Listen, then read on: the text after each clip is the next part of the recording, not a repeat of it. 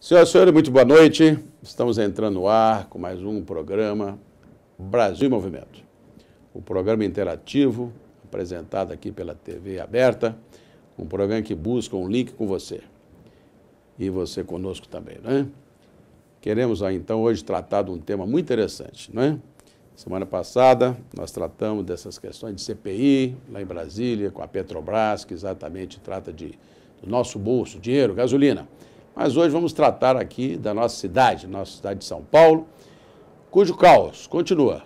Caos da nossa cidade, que realmente está uma balbúrdia, sem capenação, né? Nossos canteiros centrais, a iluminação deficiente, essas invasões dos sem-teto, ou seja, tudo isso aí nós vamos tratar neste programa de hoje. Estamos entrando no ar com mais um Brasil em Movimento. Vamos lá.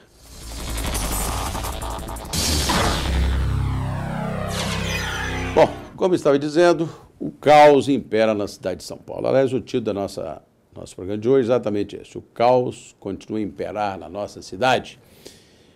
O prefeito Haddad assumiu em 1º de janeiro de 2013, né? Tivemos a oportunidade de participar da eleição e naquela oportunidade já falávamos que São Paulo poderia advir um caos no futuro se não resolvêssemos especialmente as questões financeiras. A nossa cidade que deve e continua a dever mais de 50 bilhões de reais. Na época nós propusemos que se renegociasse a dívida a nível internacional, não nos moldes do Banco Central brasileiro, cujos juros são 9% ao ano, mais taxa anual do índice, né? Proporcionado pelo Banco do Brasil, que supera muitas vezes, IPCA supera muitas vezes os 12%, ou seja, juros sobre juros, e São Paulo jamais vai alcançar a pagar. Agora, se não criarmos um banco de poupança popular municipal, é o que eu exatamente dizia à época, e era muito importante reavaliarmos isto, porque o Haddad disse que, com o governo federal ajudando, poderia renegociar as dívidas, e neste caso São Paulo continua devendo não só essa dívida, como se esquece, né? São Paulo, que tem que cumprir com compromisso com os precatórios. Os precatórios são fundamentais para aqueles que são credores da nossa cidade. Muitas famílias dependem de desapropriações que fizeram das suas casas, muitas famílias, né, com os precatórios também alimentares, ou seja, têm recebimentos em função de serviços prestados à nossa comunidade. Então é um crime não pagarmos a quem devemos. O bom exemplo tem que vir do Estado, especialmente do nosso município, que é muito próximo a quem aqui reside, a quem mora. Agora, nós temos outros tipos de balbúrdia na cidade, que o prefeito até agora não mostrou nenhuma vocação para resolver. Não vamos falar de rolezinho, não. Rolezinho também tivemos, né? Essas camadas, esses jovens de periferia, que se detectou, né, que eles querem o quê? Diversão, lazer, e não tem o que fazer, muitas vezes estudam ou trabalham, chega final de semana não tem o que fazer. E o prefeito não demonstrou nenhuma vontade em colocar diversão, não é? E lazer para essa população grande, inclusive. São mais de 2, 3 milhões de jovens em São Paulo, não é? 25% praticamente da população. Então eu sugeri à época que fizéssemos, inclusive, não é? Aqui em São Paulo, aliás, vocês podem ver nessa imagem, fizéssemos exatamente o que? Na região do Tietê e Pinheiros, que nós abaixássemos a calha do rio, né? Dos rios, e tampássemos, e temos aí 250, 300 metros de largura por 25 quilômetros. Aproveitaríamos para fazer o quê? Campos, né, de futebol a céu aberto, cinemas, né? Podemos fazer muito bem piscinas, né, para o povo, teatros, cinema, mini zoológicos, ou seja, quiosques de alimentação, ou seja, um parque a céu aberto, com plantações também, né? Iremos fazer um mini Ibirapuera, mini não macro, né? Porque seria de ponta a ponta da cidade. Vocês conhecem o aterro do Flamengo no Rio de Janeiro. Basicamente aquilo foi feito pelo Carlos Lacerda em 65 e hoje é a área de lazer por excelência do carioca, né? Fora a praia tem o Parque do Flamengo. Diversão total, o jovem vai para lá, joga futebol, basquete, tem piscina, tem tudo. E é isso que queríamos fazer. Em Santos também nós sabemos que temos uma área razoável de lazer lá próximo à Praia de Santos. Mas o que o nosso programa hoje pergunta exatamente, fora isso, e vamos exatamente à primeira etapa do programa perguntar em São Paulo, a você, amigo, amiga que está nos vendo, é exatamente essa questão. Se não temos lazer, isso gera violência? Claro, gera violência e mais violência. A periferia quer diversão, mas também as pessoas de classe média que vão para os shoppings, tem cinema, tem carro, tem melhor condição de vida, qualidade de vida. Você é a favor de transformarmos os rios Tietê e Pinheiros? Essa é a pergunta, né? Em áreas de lazer, se tamparmos esses rios, não é tamparmos, jogar por cima, tamparmos e jogarmos fora o que temos, né? Mas sim aproveitarmos essa área de lazer. Seria importante para São Paulo. Então, eu lhe pergunto, Elie Fidelis na rua, você é a favor de aproveitarmos esta área para lazer ou não é a favor? Vamos lá. E por quê? Quem vive em São Paulo diariamente enfrenta o caos na cidade. Trânsito parado, má sinalização, calçadas quebradas, falta de iluminação e enchentes. E ainda no fim de semana se depara com a falta de lazer. O quadro Cidade em Movimento está no ar.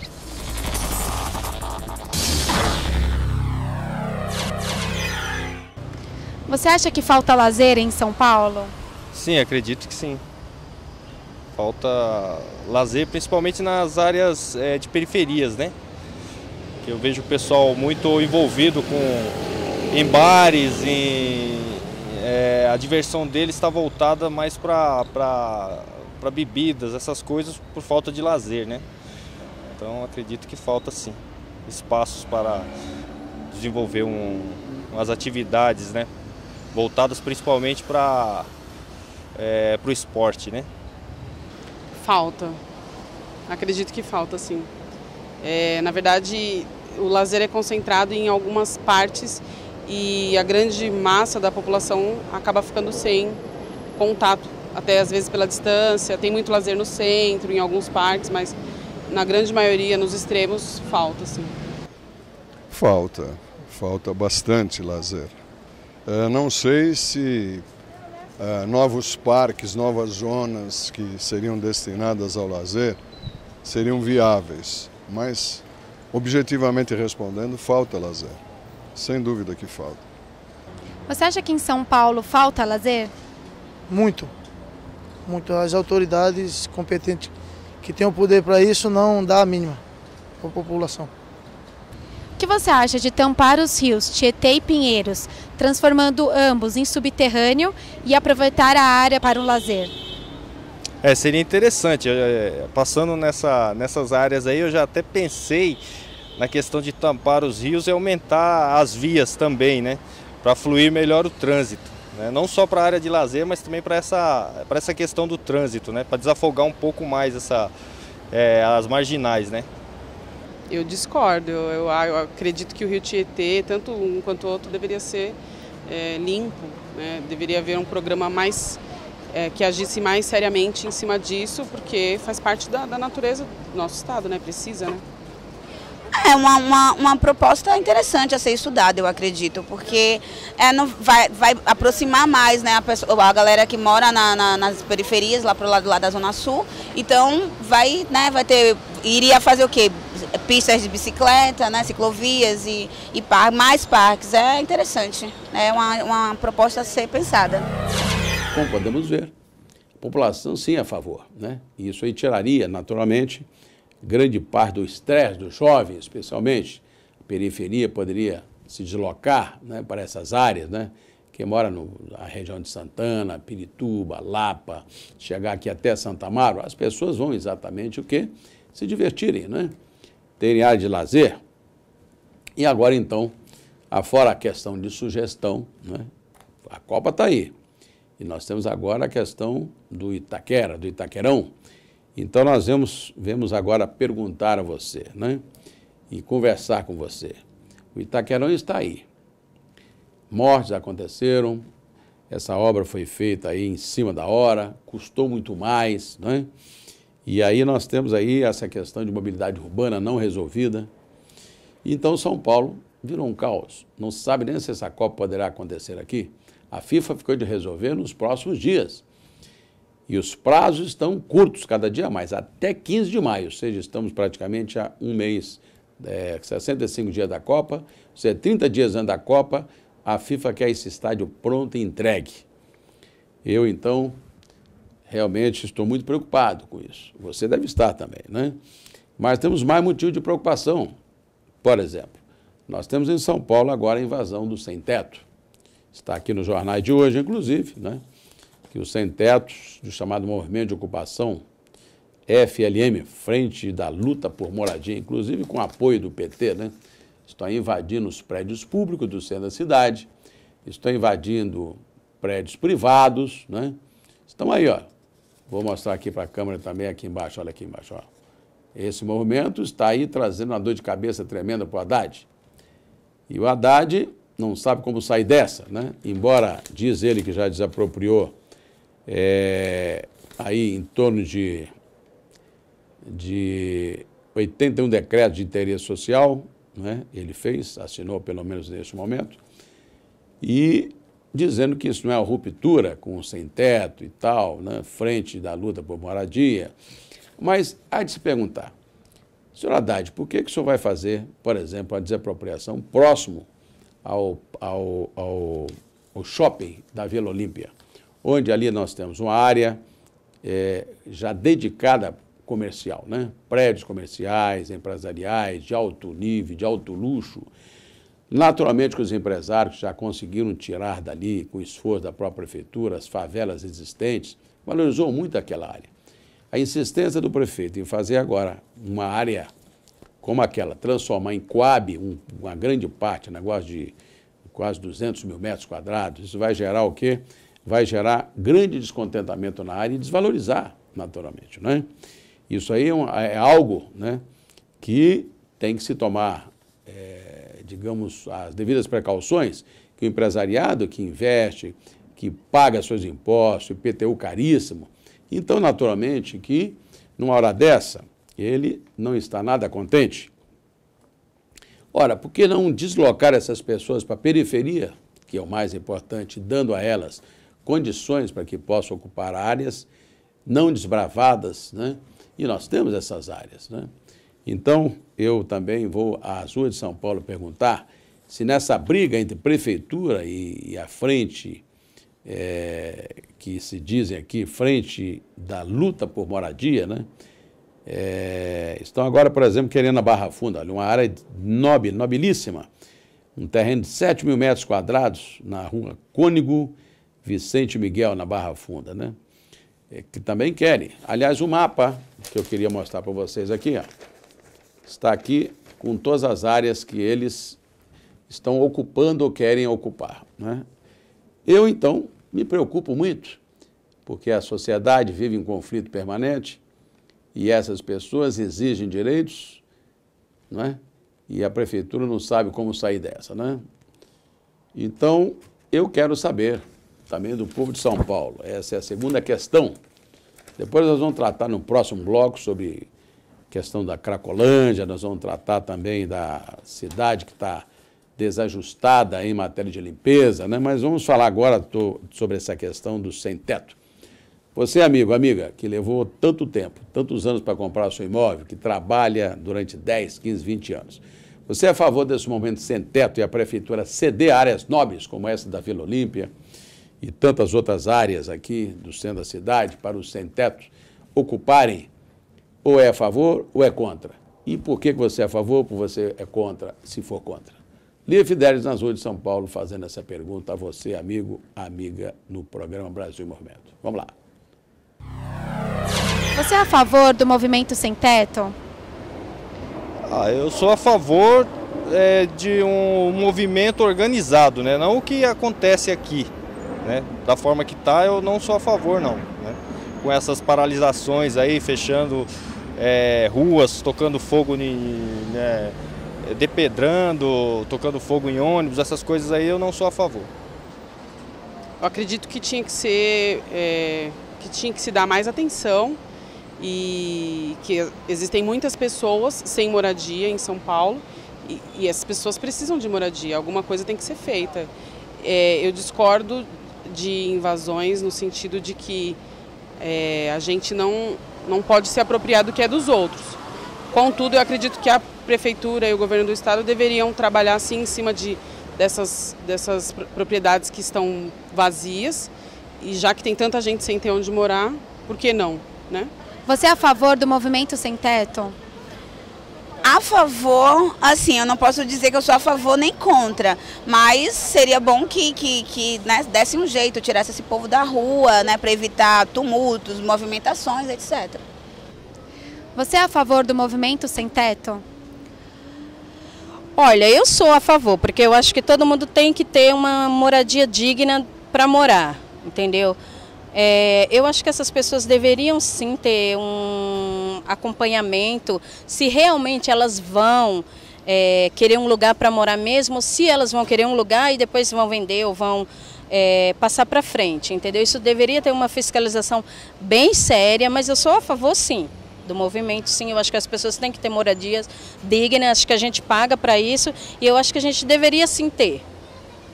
Não, eu não sou a favor do movimento sem teto na ocupação do centro de São Paulo, de prédios antigos, eu não sou a favor. Realmente não.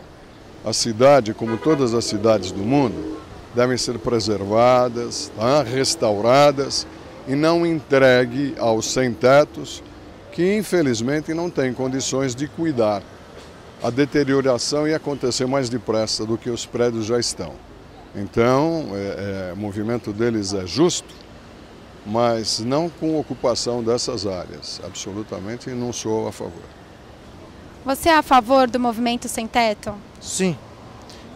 Tantas áreas, prédios abandonados no centro que só serve para o pessoal fumar droga e fazer coisas incabíveis. E se as autoridades do governo, a prefeitura, com as verbas que eles têm, se tivesse um bom senso e reformasse os sem-teto mesmo, para eles começarem a pagar uma taxa, o mínimo possível seria bom. E da prefeitura ceder áreas nobres e do centro da cidade para eles? Não, eu acredito que áreas nobres aí não seria viável, né? Eu acho que tem muita área aí na periferia aí que poderia ser bem aproveitada para esse tipo de implantação, né? Para implantar um sistema para eles assim de moradia, né? Não na área central nem na área nobre. Acho que seria inviável isso aí. Sim, com certeza.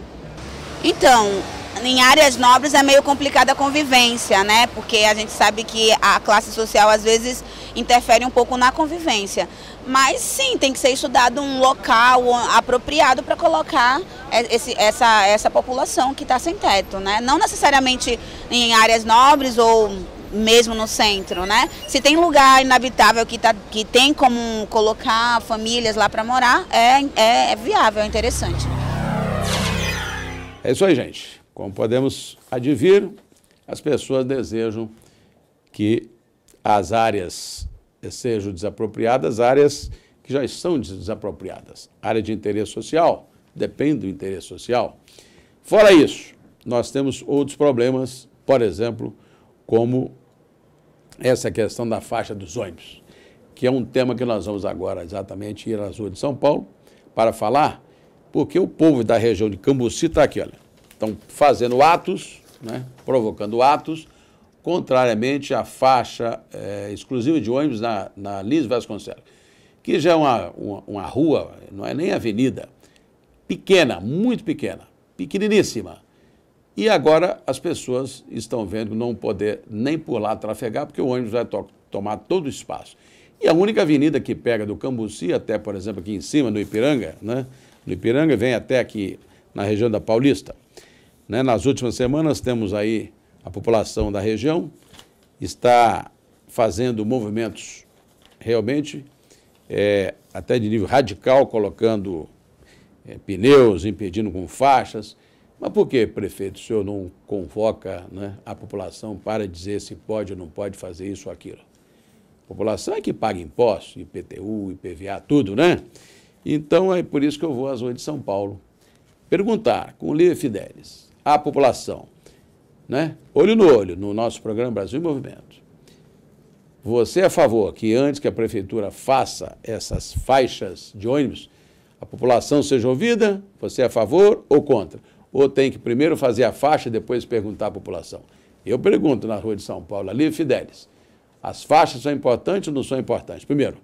2, antes de implementar as faixas, é importante a prefeitura ouvir a população ou não é importante ouvir a população? Nível Fidelis na Rua de São Paulo. Você é a favor das faixas exclusivas de ônibus? Do jeito que foi implantado, não. Não sou, porque não houve uma pesquisa com a população, principalmente com o pessoal que tem os veículos, né? A gente está vendo que tá sendo inviável, porque os ônibus, com essas faixas aí, os ônibus continuam, não dão conta do recado da população, né? Os ônibus deveriam ser, deveriam colocar mais ônibus biarticulado, né? Com maior capacidade para estar transportando as pessoas, porque as faixas não tá diminuindo não tá trazendo um benefício para essa população. Os ônibus continuam lotados e o trânsito cada vez pior. Considero, sim. Considero. Acredito que ajuda a população maior que anda de ônibus a chegar mais rápido, já que a gente perde muito tempo na condução. O que você acha das faixas exclusivas de ônibus? Adianta bastante, sem falar que, né, assim, evita muito carro. E se a gente largar mais os carros, né, em casa, sem falar que é bom para o ambiente, e também é viável, é mais rápido, você chega mais rápido em casa, com certeza.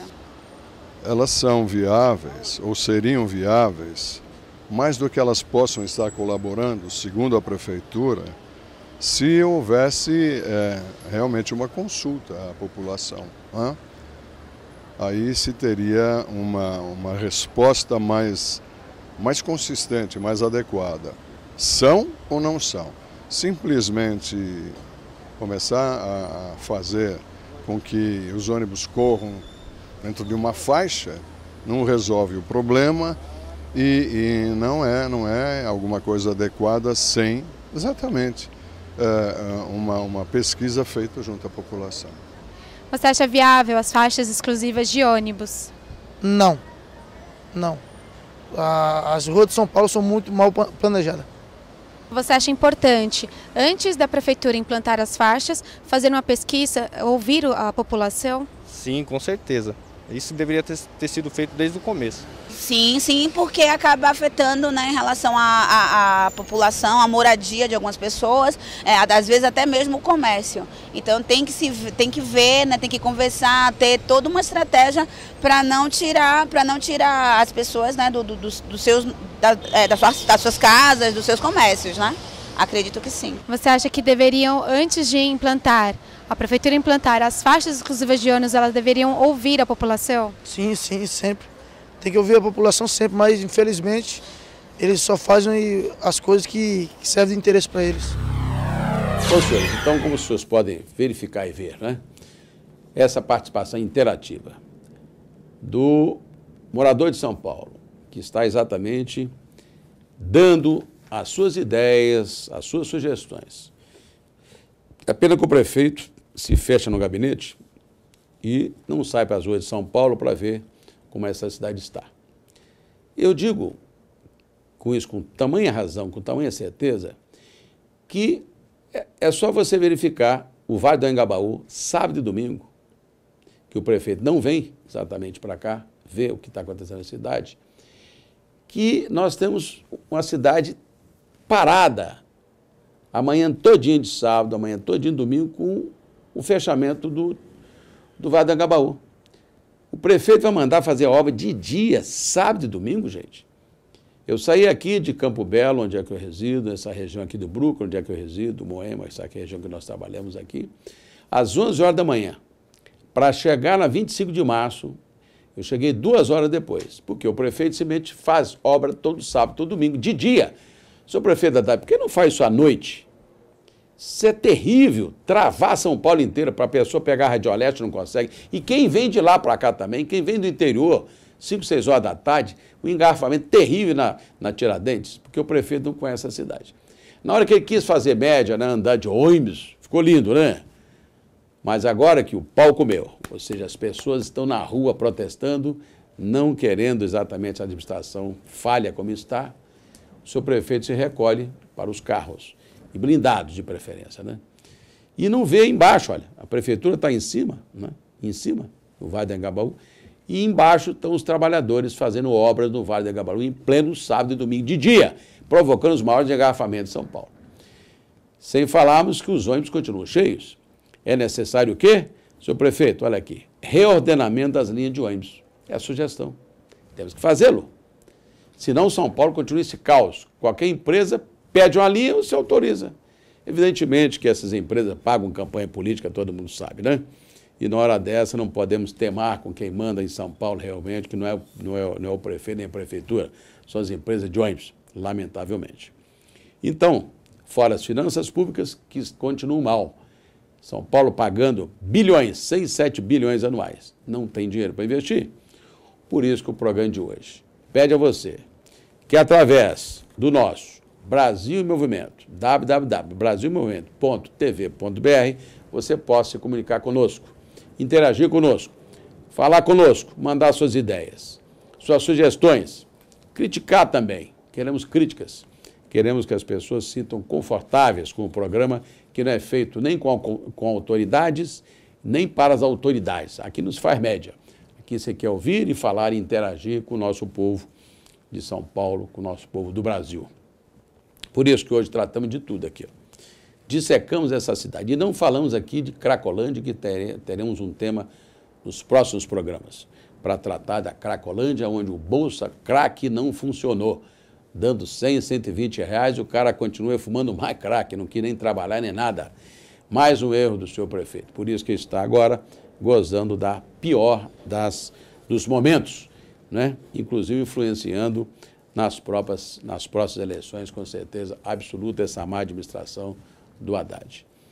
Mas não sou eu que digo, é o povo que fala, vocês ouviram, e por isso que o Brasil em Movimento é um programa interativo, focado e voltado para a comunidade através da TV especialista e especial, né, junto à comunidade, que é a TV aberta. Queria então agradecer a todos pela audiência uma vez mais e até o próximo Brasil em Movimento. Muito obrigado a todos.